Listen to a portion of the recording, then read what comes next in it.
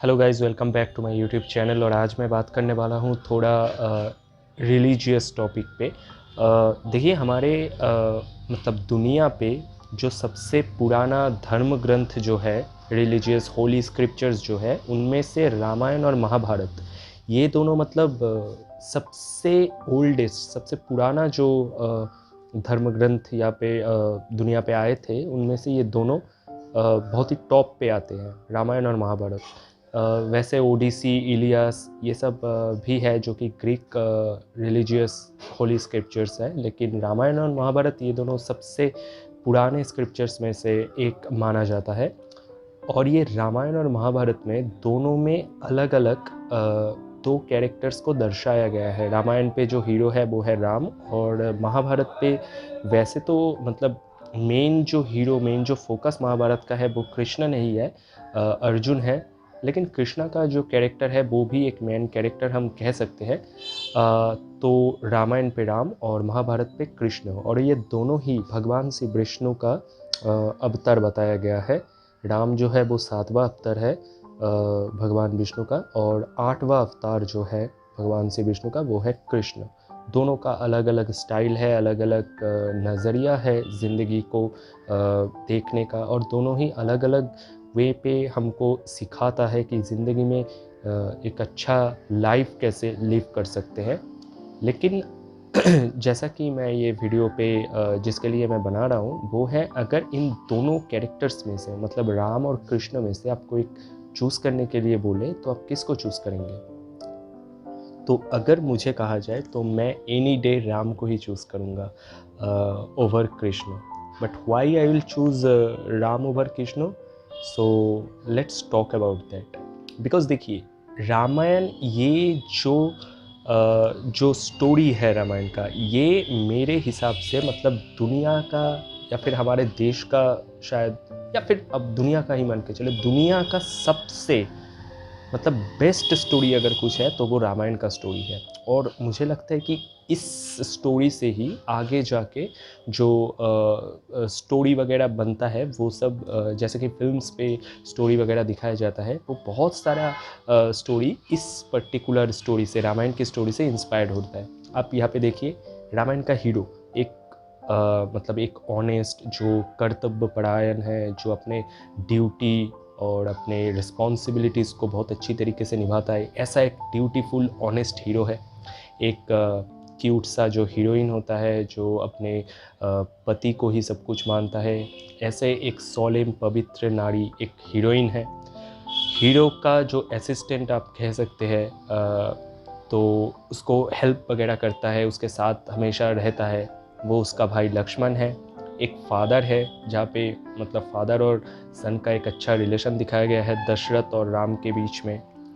माताएं हैं वहाँ पे, कुछ फैमिली पॉलिटिक्स जो होता है वो सब भी है। और उसके वजह से राम को वनवास में जाना पड़ता है, और वहाँ पे जाके सीता मैया का किडनैप किया जाता है रावण के द्वारा। रावण यहाँ पे दिखाया गया है एक सुपर विलेन है, मतलब एक स्ट्रॉन्ग विलेन है जो कि हीरो से मतलब 10 गुना ज़्यादा स्ट्रॉन्ग है। लेकिन वो विलेन होकर भी बहुत सारे मतलब खूंखार काम तो करता ही है, लेकिन उसके साथ साथ उसकी भी कोई कुछ मोरालिटीज़ वगैरह है। और ऐसे ही जब चलता है, हीरो हमारा डिप्रेस्ड हो चुका है, उसकी हीरोइन जो है उसको किडनैप कर लिया गया है, और उसी वक्त एंट्री आता है एक सपोर्टिंग कैरेक्टर का, जो कि है हनुमान जी का। और आके मतलब वो पूरा बवाल मचा देता है और हेल्प करता है हमारे हीरो को, और मतलब लंका पे जाके विलेन को हरा के जो हीरोइन है हमारे सीता मैया, उनको छुड़ा के लाता है। तो ये एक परफेक्ट, एक क्या कहते हैं, एक स्टोरी है, एक परफेक्ट स्टोरी। यहाँ पे आपको इमोशंस देखने को मिलेगा, आपको ट्रेजेडी देखने को मिलेगा, कॉमेडी वगैरह है, एक फैमिली रिलेशंस कैसे निभाया जाता है वो सब भी है यहाँ पे। तो सब मिला के ये एक परफेक्ट एक स्टोरी है। लेकिन अगर आप महाभारत की तरफ जाए तो ये काफ़ी पॉलिटिकल हो जाता है, काफ़ी फैमिली ओरिएंटेड, फैमिली ड्रामा आप इसे कह सकते हैं, लव स्टोरीज़ वगैरह है, सब कुछ है। लेकिन अगर आप कंपेयर करें तो महाभारत से रामायण एज अ स्टोरी बहुत ही इंगेजिंग है, बहुत ही। मैं ये नहीं कह रहा हूँ कि महाभारत खराब है, महाभारत बहुत ही अच्छा है, सबसे complicated, one of the best, इसको पंचम वेद भी बोला जाता है। लेकिन मैं कह रहा हूँ एज अ स्टोरी, एक as a perfect perfect package, Ramayana is a perfect package compare to Mahabharata. So Mahabharata में जो कृष्णा है वो महाभारत पे बहुत सारे जगह पे हमको देखने को मिला कि वो ऐसे कुछ काम, मतलब कृष्णा का ये मानना था कि अगर आप सत्य की राहों पे चल रहे हैं, अगर आपका जो नियत है वो अच्छा है और धर्म को प्रतिष्ठित मतलब प्रतिष्ठा करने के लिए आप मिथ्या का आश्रय भी ले सकते हैं। आप किसी मिथ्यावादी को मारने के लिए मिथ्या का आश्रय भी, झूठ का आश्रय भी ले सकते हैं। लेकिन वही कंपैरिजन में राम जो है वो ये कहते हैं कि मतलब दुश्मन कितना भी मतलब झूठा हो, अधर्मी हो, लेकिन आप कभी धर्म का साथ या फिर झूठ का मतलब साथ नहीं देना, धर्म के ही पथ पे आप ऑलवेज रहना। तो ये जो चीज़ है ये मुझे राम का ज़्यादा अच्छा लगता है, क्योंकि वो एक ड्यूटीफुल है, एक रिस्पेक्टफुल, एक मोरालिटी जिसके अंदर है, वो सब कुछ मिला के एक परफेक्ट कैरेक्टर है। लेकिन कृष्ण भी परफेक्ट है अपनी जगह पे, और दोनों ही देखिए, दोनों ही हमारे देवता है, पूज्य है, मैं दोनों को ही रिस्पेक्ट करता हूँ। लेकिन मैं बोल रहा हूँ कि राम और कृष्ण में से अगर आपको चूज़ करना पड़े तो आप किसको चूज़ करेंगे? वैसे तो दोनों ही पूजनीय हैं और दोनों ही हम सम्मान करते हैं, लेकिन मैं बस कंपेयर कर रहा हूँ इसको, ठीक है। लेकिन ये मैं फिर भी बोल रहा हूँ ये कंपेयर करना ठीक नहीं है, क्योंकि दोनों ही अपने जगह पे ठीक है। लेकिन फिर भी मैं एक मेरा जो ओपिनियन है वो देना चाहता हूँ।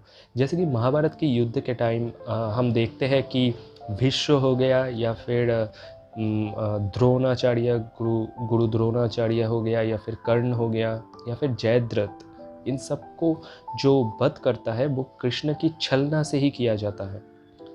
ऐसा नहीं है कि उनको मतलब इजी वे पे हम मार सकते थे, क्योंकि उनको मारना मतलब बहुत ही टफ एक परिस्थिति आता, और जो अर्जुन है वो शायद बहुत स्ट्रगल करता, लेकिन कृष्णा वहाँ पे जाके कुछ छल करता है जिसकी वजह से ये बहुत ही आसान हो जाता है। जैसे भीष्म, द्रोण या फिर कर्ण के बारे में तो आपको मालूम ही है। जयद्रथ के बारे में आते हैं, जयद्रथ को जैसे वध किया गया था जब, तो वो मतलब उस समय सूर्यास्त के बाद सारे जो योद्धा है वो अपना हथियार फेंक देते थे और उस दिन के लिए ख़त्म हो जाता था युद्ध। लेकिन जयद्रथ को मारना बहुत ही टफ हो चुका था, तो कृष्णा ने क्या छल किया, वो सूर्य को ढक दिया बादलों से, और सबको लगा कि शाम हो चुका है, इसीलिए जयद्रथ अपना अस्त्र जो है वो गिरा दिया और तभी जाके उसका वध किया गया। तो ऐसे बहुत सारे छल किया गया था कृष्ण के द्वारा, ऑफ कोर्स धर्म प्रतिष्ठा करने के लिए, which is quite right. But अगर आप रामायण पे देखें, रामायण पे राम को कितना ही परेशानी आए, लेकिन वो कभी भी झूठ का सहारा या फिर ट्रिक्स वगैरह या फिर छल वो सब नहीं करते थे। हाँ, बाली को जब मारा था वो एक दूसरा कहानी है, उसकी बारे में भी एक दिन चर्चा करेंगे। लेकिन मैं कंपेयर कर रहा हूँ कि कृष्ण से बहुत मतलब एक मोरली अच्छा इंसान, एक अच्छा कैरेक्टर शायद राम थे। और कृष्ण बहुत सारे आपको मालूम ही है कि ऐसा भी कुछ काम किए थे जो कि आज भी कंट्रोवर्शियल है। चाहे वो जैसे कि जो सखिया आते थे नहाने के लिए उनका वस्त्र हरण करना, या फिर मतलब जो सखिया नहाने के लिए आते थे वो कपड़े उठा लेना, ये सब उनकी लीलाएं थी। लेकिन फिर भी कुछ लोग क्वेश्चंस करते हैं, जो कि मेरे ख्याल से एकदम ही ठीक नहीं है। लेकिन राम के कैरेक्टर के प्रति कोई कुछ ऐसा सवाल नहीं उठा सकता, उसको हमेशा एक रिस्पेक्ट से देखा जाता है। अगर आप कृष्ण के बारे में बोलेंगे तो बहुत सारे ऐसे लोग हैं जो सवाल उठाते हैं, जो जिसको कुछ इश्यूज होता है उनसे। हालांकि ये होना नहीं चाहिए, वो हमारे भगवान हैं, हमारे पूजनीय हैं, लेकिन बहुत सारे लोग ऐसे करते हैं। लेकिन वही लोग राम के बारे में ऐसा कुछ नहीं कह सकते। तो कृष्णा को लेकर ऐसे ही बहुत सारे सवाल उठता है कि अगर वो मतलब जब द्रौपदी का वस्त्रहरण किया गया था, तब आकर कृष्ण ने अपना जो वस्त्र है, अपना जो करुणा है, कृपा है, उससे द्रौपदी को बचा दिया था। इतना वस्त्र दिया था कि दुशासन मतलब खींचते खींचते वो थक गए और उसने छोड़ दिया। इतना हेल्प किया था कृष्ण ने। तो बहुत सारे लोग ऐसे बोलते हैं कि कृष्ण अगर इतना ही हेल्प करता तो वो जो जब वो पाशा खेल रहे थे युधिष्ठिर, तब उसको जिता देते, या फिर कुछ ऐसा कुछ मैजिकल कुछ चीज़ करते जिस पर मतलब ये नौबत आता ही नहीं द्रौपदी का वस्त्र हरण का। तो पाशा खेलने के वक्त क्यों कृष्ण हेल्प नहीं किया? तो ये सारा जो क्वेश्चंस है, इसको लेकर एक अलग से गीता बनाया गया है। उसका नाम है उद्भव गीता। उद्भव था कृष्ण का जो सारथी है, उनका नाम उद्भव था। और वो मतलब महाभारत पढ़ने के बाद बहुत सारे जो पाठक है, जो रीडर्स हैं, उनके मन में ये सवाल आता है कृष्ण के प्रति। तो वो सारे सवाल को लेकर हमारे महाभारत के एंड पे जो राइटर है महाभारत के, श्री वेदव्यास जी, उन्होंने उद्भव के ज़रिए वो सारे क्वेश्चंस कृष्ण से किया।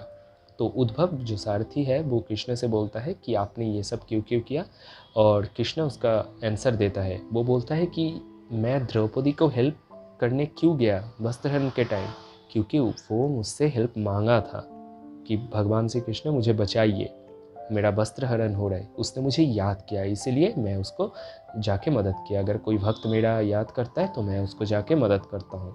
तो उद्भव ने कहा कि अगर कोई भक्त मतलब मदद के लिए आपको ना पुकारे तो आप नहीं जाएंगे, क्योंकि युधिष्ठिर जब पाशा खेल रहा था वो आपको नहीं बुलाया तो आप उसको हेल्प करने भी नहीं जाओगे।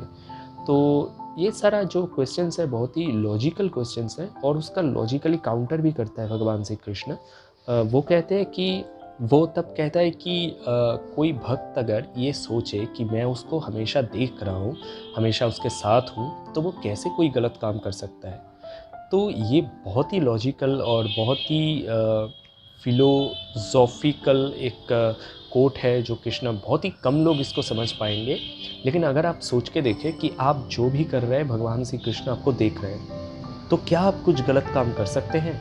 आपके मन में डर नहीं होगा? तो ये चीज़ जो है वो युधिष्ठिर नहीं किया था तब, और युधिष्ठिर तब खुद से ही रिस्पॉन्सिबिलिटी लेकर खेलने के लिए गया था। लेकिन कृष्ण हमेशा बोलते हैं कि आपको मुझ पर समर्पण करना है, आपको खुद से कुछ नहीं करना है। मतलब मेरे ऊपर ट्रस्ट करके आपका जो काम है आप वो करिए, लेकिन उसका जो फल है वो मुझ पर छोड़ दीजिए। आप मुझे रिस्पॉन्सिबिलिटी दे दीजिए आपके लाइफ का, आपके जो भी है, और जो काम है वो बस बिना फल की आशा करते हुए आप करते रहिए। लेकिन युधिष्ठिर का तब लालच आ गया था कि मुझे जीतना होगा इस पाशा पे। तो ये लालच जो है ये बहुत ही बुरी चीज़ है और अधर्म के पथ पे चलने का फर्स्ट स्टेप है। तो वो पर्टिकुलर मोमेंट पे युधिष्ठिर अधर्म के पथ पे मतलब लालच के पथ में चले गए थे और कृष्ण को भूल गए थे, इसीलिए वो नहीं आए। तो ऐसे ही बहुत सारे क्वेश्चंस उद्भव करते हैं कृष्ण को, और उसका बहुत ही लॉजिकल वे से कृष्ण आंसर देते हैं। तो इस तरीके से कृष्ण जो है उस कैरेक्टर को, कृष्ण का जो कैरेक्टर है उसको वेदव्यास जी ने बहुत अच्छी तरीके से एक्सप्लेन किया। तो इसी वजह से मैं कह रहा हूँ कि राम एक अगर हम कंपेयर करें तो एक बहुत ही मोरली बेहतर एक इंसान के रूप में, एक मोर रिस्पॉन्सिबल एक इंसान के रूप में उभर कर आता है।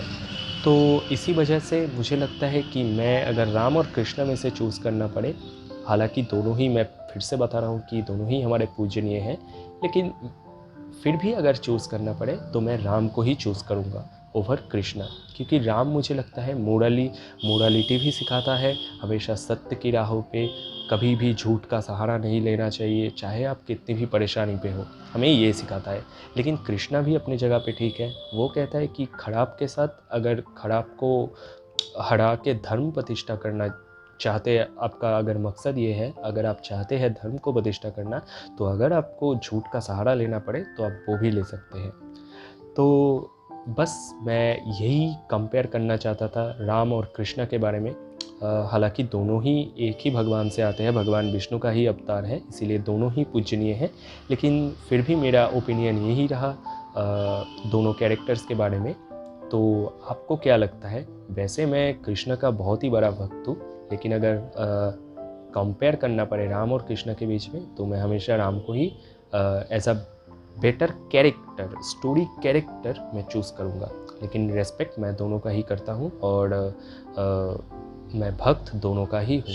तो आपको क्या लगता है, आप किसको चूज़ करेंगे, राम और कृष्ण? आपका मतलब क्या राय है, ये मुझे जानना है।